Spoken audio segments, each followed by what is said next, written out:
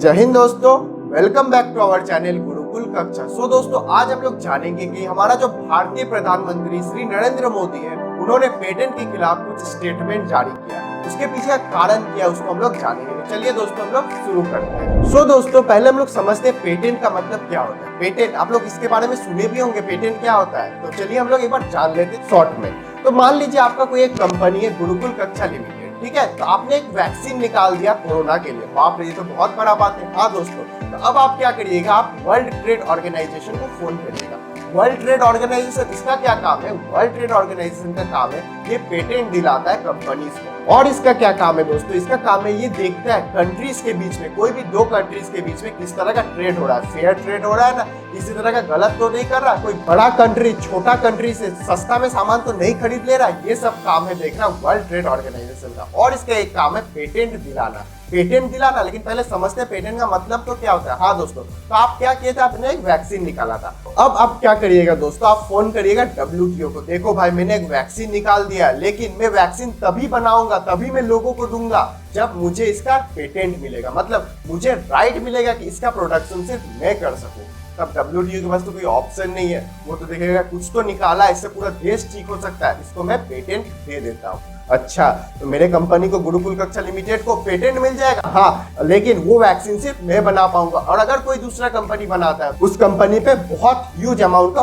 Fine लगेगा, ठीक है। लेकिन अब आप एक चीज समझिए, जो बड़े कंट्रीज है जैसे USA हो गया, कनाडा हो गया, ब्रिटेन हो गया, ये पेटेंट को सपोर्ट करते हैं। पेटेंट को सपोर्ट करते हैं। हाँ दोस्तों, क्यों करते हैं? इनका कहना है, देखिए पहला तो ये बात समझे कि उनके कंट्री से बहुत बड़े बड़े साइंटिस्ट हैं, तो वो नए नए चीज को रिसर्च करते हैं, तो इसके लिए वो पेटेंट के जो सिस्टम है उसको सपोर्ट करते हैं। ऐसे कंट्रीज का कहना है पेटेंट से क्या होता है, कंपनीज को मोटिवेशन मिलता है, उसको और मन करता है कि हाँ मुझे पेटेंट मिला, अब तो मैं बहुत पैसा कमाऊंगा, और ज्यादा वो नया नया चीज का इन्वेंट करेगा। इससे क्या होगा, रिसर्च एंड डेवलपमेंट होगा, मतलब नए नए चीजों का रिसर्च होगा।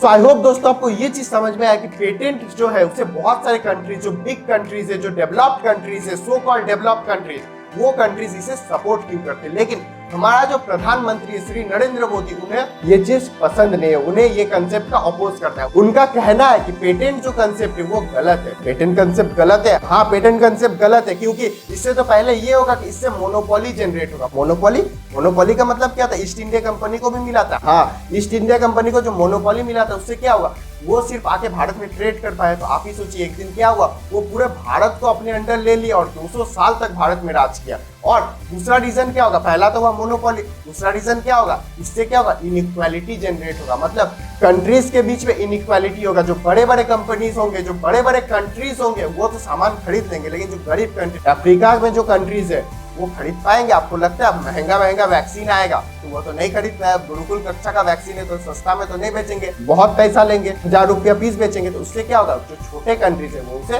नहीं खरीद पाएगा। सो ये सब कहना है हमारे प्रधानमंत्री श्री नरेंद्र मोदी का। सो आई होप आपको ये चीज समझ में आ गया कि हमारे जो प्रधानमंत्री है उन्होंने पेटेंट के खिलाफ क्यों बोला है। सो आई होप आपको आज भी कुछ नया सीखने को मिला है। तब तक के लिए दोस्तों आप लोग सेफ रहिए, घर पे रहिए और मिलते रहिए। जय हिंद।